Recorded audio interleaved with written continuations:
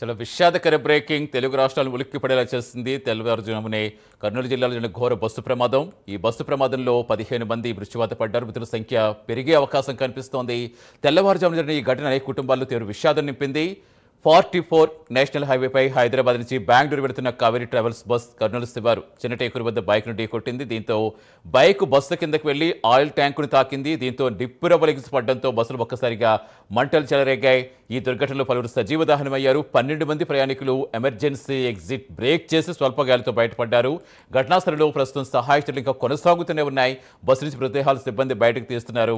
ఘటనా స్థలంలో మృతదేహాలకు post mortem చేస్తున్నారు. DNA పరీక్షల ద్వారా మృతదేహాలు గుర్తించే ప్రయత్నం చేస్తున్నారు. ప్రస్తుతం అక్కడి నుంచి మరింత సమాచారం ఇచ్చింది మా కరెస్పాండెంట్ శివరాజ్ కుమార్ ఉన్నారు. Over to Shivraj Kumar. కర్నూలు జిల్లాలో ఘోర రోడ్డు ప్రమాదం జరిగింది. ఉదయం 2 నుంచి 3 గంటల సమయంలో ఏదైతే కావేరీ ట్రావెల్స్ చెందిన బస్సు ఏదైతే ప్రమాదానికి గురైంది, ఏదైతే బైకును ఢీకొట్టిన అనంతరం ఆ బైక్ నుంచి వచ్చిన ఫ్యూల్ లీక్ కావడంతో ఈ ప్రమాదం జరిగినట్లుగా అధికారులు అంచనాకు వచ్చారు. ముఖ్యంగా ఏదైతే ఓ బైకును ఢీకొన్న అనంతరం దాదాపు 100 మీటర్లు ఈ బైకును లాక్కొని రావడంతో ఏదైతే ఆ బైకు నుంచి ఫ్యూల్ లీక్ అవడం వెంటనే ఏదైతే స్పార్కింగ్స్ రావడంతో ఏదైతే ఈ ప్రమాదం చోటు చేసుకుంది. ఒక్కసారిగా ప్రమాదం జరిగిన వెంటనే ఏదైతే పొగ అలుముకొని వెంటనే ఫైర్ కావడంతో ఈ ఘోర రోడ్డు ప్రమాదం జరిగింది. ముఖ్యంగా ప్రయాణ సమయంలో దాదాపు బస్సులో 42 మంది ఉన్నట్లుగా అధికారులు చెప్తున్నారు. ముఖ్యంగా ఏదైతే తెల్లవారుజామున జరిగిన ఈ ప్రమాదంలో ఒక్కసారిగా ఈ ప్రమాదం జరగడంతో ఏదైతే మొత్తం బస్సు అంతా ఏదైతే నిప్పంటుకున్న పరిస్థితి అయితే ఉంది. ముఖ్యంగా డోర్ వద్ద ఈ ప్రమాదం జరగడంతో డోరు ఓపెన్ కాకపోవడంతో కొంతమంది ప్రయాణికులు ఏదైతే వెనుక వైపు ఉన్న విండోస్ను పల్లగొట్టి దిగేందుకు ప్రయత్నం చేశారు. అయితే ఆ ప్రమాద సమయంలో మొత్తం పొగ అలుముకోవడంతో ప్రయాణికులు దిగేందుకు వీలు లేకపోవడంతో దాదాపు 11 మంది మృతి చెందారు. ఏదైతే ఆ మృతదేహాలు ప్రస్తుతం బస్సులోనే ఉండిపోయాయి.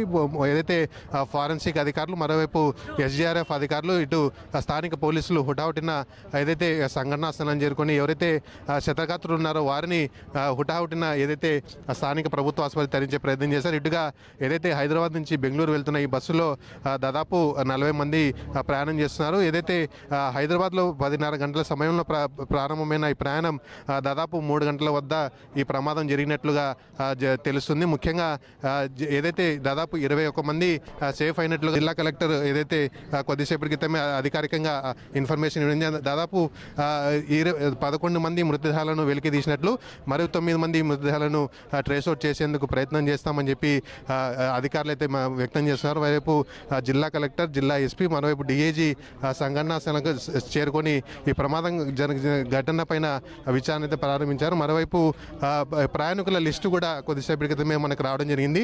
ఆ ప్రయాణికులు ఎంతమంది మృతి చెందారు, ఎంతమంది సేఫ్గా ఉన్నారనే దానిపైన జిల్లా అధికారులు ఏదైతే ఇటు కావేరీ ట్రావెల్స్ యాజమాన్యంతో చర్చించి మొత్తం లిస్టు మరి కాసేపట్లోనే వెల్లడిస్తామని చెప్పి అధికారులు అయితే చెప్తున్నారు. దీనిపైన ఇటు రాష్ట్ర ముఖ్యమంత్రి కూడా, మంత్రులు కూడా స్పందించడం జరిగింది. జరిగిన ఘటన దురదృష్టకరం. ఏదైతే క్షతగాత్రులు ఉన్నారో వారికి మెరుగైన చికిత్స అందించాలని చెప్పి ఇప్పటికే అధికారులు అయితే ఆదేశాలు ఇవ్వడం జరిగింది. అయితే 3 గంటల సమయంలో ఈ ప్రమాదం జరిగిన వెంటనే ఏదైతే స్థానికులు ఉన్నారో కొంతమంది ఎవరైతే బయటపడ్డారో వారిని వాహనాలు ఎక్కించుకొని హాస్పిటల్ తరలించే ప్రయత్నం అయితే చేశారు. మరోవైపు ఇదైతే ప్రమాద సమయంలో బయటికి రాలేని వారు ఈ బస్సులోనే ఇరుక్కొని మృతి చెందిన పరిస్థితి అయితే కనిపిస్తుంది. మనం చూడొచ్చు, ఏదైతే ముందు వైపు ఉన్న వారు కొంత తప్పించుకునే ప్రయత్నం చేశారు. అయితే స్లీపర్ బస్ కావడంతో పైన కింద ఉన్నవారు మాత్రం కోలుకునే లోపే మొత్తం బస్సు అగ్నికి ఆహుతి అయిపోయింది.